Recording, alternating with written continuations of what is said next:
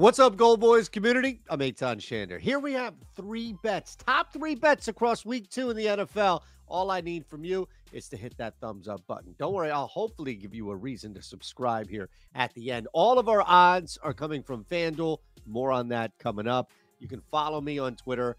Anything that you like or dislike, I'll be there at Shander Bets. All right, let's look at our first play on the board. It's going to be the Titans. That's right. 3.5 right now against the Jets. It was at 4. It's dipping. Hopefully you can get in at 3.5 before it possibly closes or at least dips down to 3. It's not going to go through that. But the reality is what you saw last week was not an anomaly, but it really was rock bottom. Will Levis was so bad that a novice eye, somebody who has no affiliation either way, would look at this and ask if he was even on the take. This was terrible, pathetic quarterback play. But he was put in some bad positions once again. We saw question marks with the coaching staff, at least on the offensive side. But when you actually look at the product, minus Will Levis, who is a bozo, and I'm not going to stick up for him, they outplayed, outgained, and really beat up Chicago. And you saw how much Caleb Williams struggled. And looking at the physicality of that game, transferring over now to a Jets team who comes off a game against San Fran, and we've seen this consistently. You play the Niners, your next week, you're just banged up. It's just a little bit more of an impact that you feel. So I start to look at this and think, all right, we just saw that you can run on the Jets. Absolutely, you can run on the Jets. Third-string running backs can run on the Jets. It's going to be physical, as the Jets don't want to play that type of game now 2 weeks in a row. Give me the Titans. It's a close game. You're just north of the biggest key number in the NFL, and that's how we open up Tennessee plus 3.5. Hey guys, I just want to give a quick reminder that new users can bet $5 at FanDuel on any of the bets in this video and win $150 in bonus bets if the bet wins. Now let's get back to the bets. Let's go to Arrowhead, lay the 5.5 with Kansas City, the lone favorite that we have this week. And the biggest reason is because we just don't trust Joe Burrow on multiple levels, by the way. But like if you can't lift up a Gatorade bottle and you're basically struggling in this sense to do anything, like throw a football, how am I going to trust you against Steve Spagnuolo's defense? How am I going to trust you against this Kansas City front here? They're going to put way more pressure than the New England Patriots, and they didn't put a ton, got up front.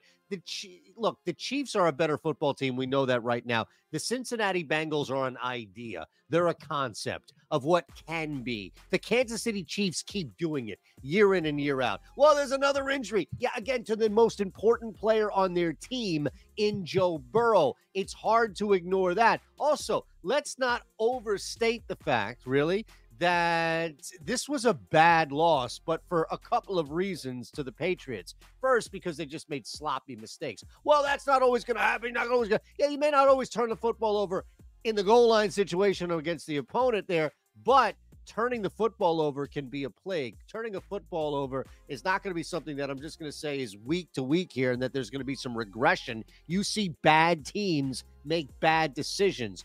Also, there were opportunities. There were times in which the Bengals could drive and have chances to at least put some points on the board, and they just defecated all over themselves. Give me the Chiefs, who are seasoned in September, minus 5.5 in Arrowhead.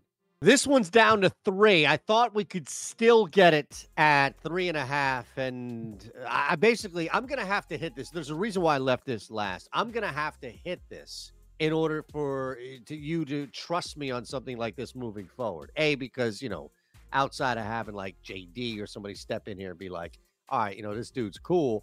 A lot of you looking at me like, get this ugly ass out of here. But hear me out. Hear me out. We've got a situation where a line has moved 7.5 points, 7 to 7.5 points from where the Green Bay Packers were favored by 4.5 in this game to now getting 3. And the biggest reason why is because the quarterback has changed.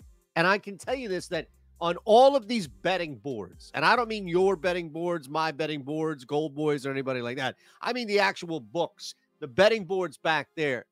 They've got numbers and they've got value that they attach to every player. Could be a long snapper. Oh, long snapper's out. How much does that impact the spread? And I can tell you this, there isn't a player in the NFL that impacts the spread by 7 points, pushing it, mind you, through 0 all the way back to 3. No. Well, Jordan Love is better than Malik Willis. Of course he is. Nobody's arguing otherwise.